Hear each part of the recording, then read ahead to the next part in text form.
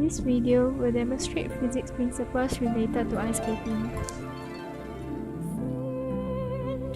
Ice skating works because the metal plate at the bottom of the ice skate shoe can glide with very little friction over the surface of the ice.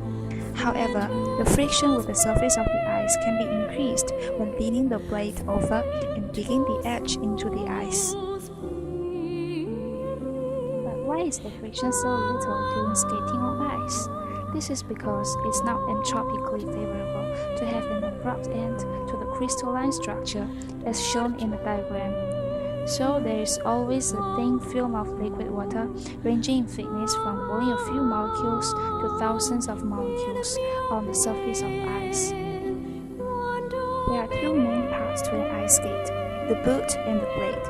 The blade is what you skate on. It has three features, the rock and the true edges.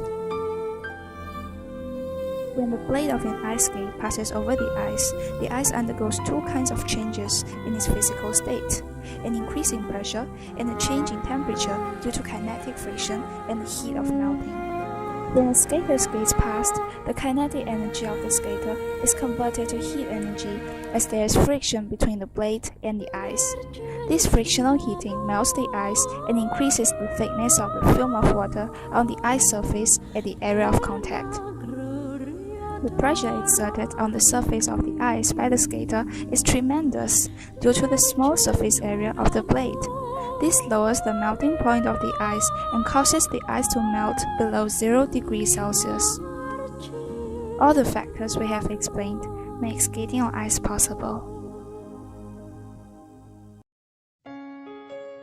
Friction is used to start a stroke. To move forward, the skater exerts a backward force from the edge of the blade into the ice. According to Newton's third law, the ice exerts an equal and opposite force on the blade and pushes the skater forward. Most ice skaters rely upon the flat part of the blade which slides across the ice instead of gripping into it. There is very little friction between the blade and the ice. Friction is the most important force in braking. It is directed along the surface and opposite to the direction of the motion. In order to stop properly, pressure needs to be applied from the edge down into the ice. The continuous force from the edge down into the ice creates a drag which slowly removes the kinetic energy of skating across the ice. To turn a corner, ice skaters use their blade edges to dig into the ice. They push outward on the ice, and the ice pushes them into the turn. A skater in a spin starts out with their arms stretched. As the skater brings the arms in, the moment of momentum increases and the rotational speed increases.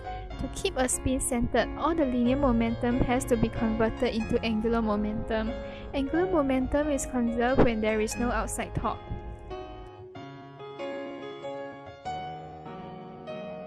In a jump, the skater uses chemical potential energy to gain speed across the ice. When the skater jumps, chemical potential energy is converted into kinetic energy. As she flies upward, kinetic energy is converted into gravitational potential energy. As she lands, her potential energy is converted back into kinetic energy.